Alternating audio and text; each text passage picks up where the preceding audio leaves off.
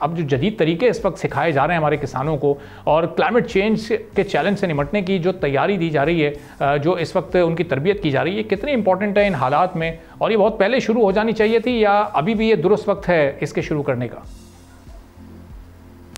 جی آپ کا بہت شکریہ۔ پہلی بات یہ کہ یہ تو خوشائن بات ہے کہ ایف اے او اور دوسرے انسٹیٹیوشنز مل کے کچھ کلائمیٹ ریزیلینس کی باتیں کر رہے ہیں، اور یہ بھی آپ نے اپنے انٹرو میں بات درست کہی۔ پاکستان تو اب ایکسپیرینس کر رہا ہے کلائمیٹ چینج کے اثرات۔ آپ کے زراعت کے فگرز اس سال آ جائیں گے تو اس سے پتہ لگ جائے گا۔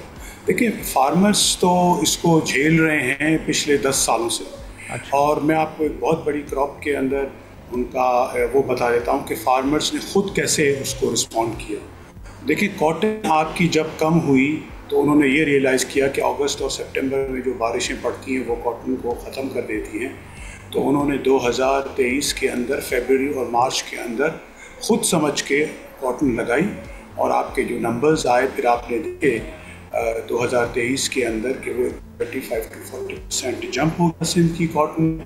نہ صرف یہ کہ پنجاب جو کاٹن پروڈکشن میں آگے تھا، وہ ہسٹری میں پہلی دفعہ سندھ اس میں آگے چلا گیا۔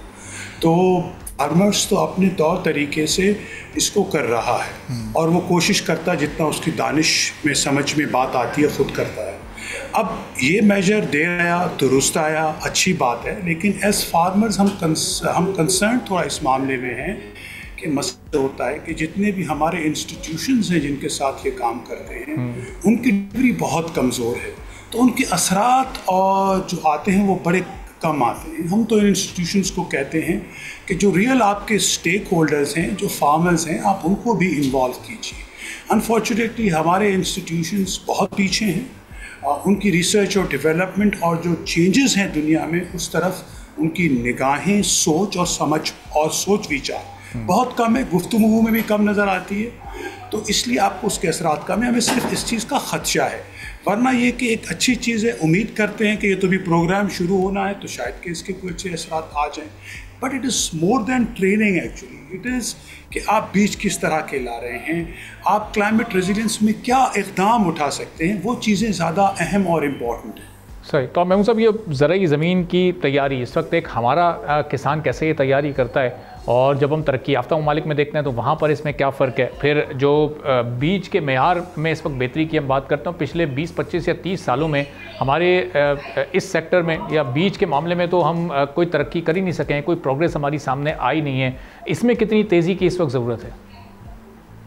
دیکھیں، یہ آپ کا سوال بہت اچھا ہے۔ بیج جو بیسک چیز ہے، ہر چیز کا ییلڈ ہو جائے، کوالٹی ہو جائے، کلائمیٹ ریزیلینٹ اس کا رسپانس ہو جائے، تو بیج از دا موسٹ امپورٹنٹ تھنگ۔ جب یہ چیلنجز نہیں تھے تو بھی ہمارے پاس بیج کی سپلائی سے آپ اس چیز سے اندازہ لگائیں کہ سرکار کے اپنے فیکٹس ہیں کہ 40 سے 45% سے زیادہ ہم سرٹیفائڈ سیڈ پروڈیوس نہیں کر کے دے سک رہے۔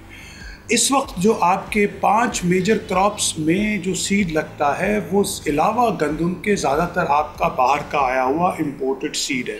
سیڈ کی development is not a short term intervention, it's a long term intervention.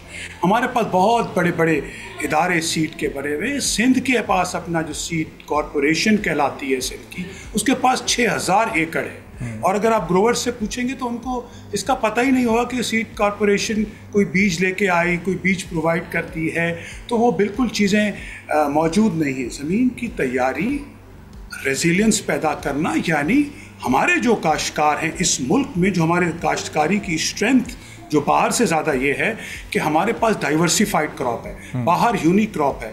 آج کل جو کلائمیٹ رسپانس میں ون آف دی تھنگس جو کہتے ہیں کہ آپ کے پاس کراپس کی ڈائیورسٹی ہونی چاہیے، تاکہ وہ چیزیں ماحول کے حساب سے پھل پھول سکیں، اس کے ساتھ جو برڈز ہیں، جو کیڑے ہیں، جو آپ کے انوائرمنٹ کے درخت ہیں، وہ موجود رہیں۔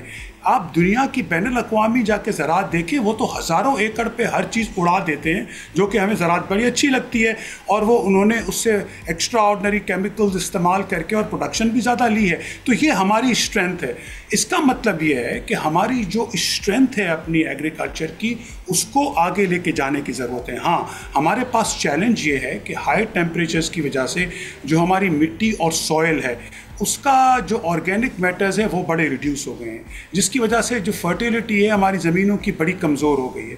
تو ہم امید کرتے ہیں کہ یہ جو انٹرونشن کر رہے ہوں گے تو اس طرف ان کی نگاہ ہوگی, انہوں نے یہ اسٹڈی میں دیکھا ہوگا اور وہ پراپر انٹرونشن زمین کی تیاری کی طرف بھی کریں گے. دیکھیں آج کل تو یہ کہا جا رہا ہے کہ بہت زیادہ زمین کی تیاری بھی نقصان دہ ہے, نہ صرف یہ کہ وہ ایک کاربن فٹ پرنٹ چھوڑتی ہے بلکہ زمین کی بذات خود فرٹیلیٹی بھی خراب کرتی ہے. So it's not more of that doing it, it is appropriate of what you are doing it. اور جو ایک نیچرل ماحول ہے اس کو زندہ کرنے کی ضرورت ہے تاکہ جو کلائمیٹ ڈیزاسٹرز ہیں ان کو آپ کی زمین میں طاقت اور جدت ہوگی تو بہتر آپ پروڈکٹیوٹی حاصل کر سکتے ہیں. تو امید رکھ سکتے ہیں کہ ہماری اس ڈائریکشن میں بھی کوئی سوچ ہوگی اور اس پروجیکٹ کے تھرو اس میں بھی کچھ نہ کچھ اس کی انٹرونشنز کی جائیں گی. سبسکرائب کریں اور بیل دبائیں تاکہ کوئی خبر رہ نہ جائے.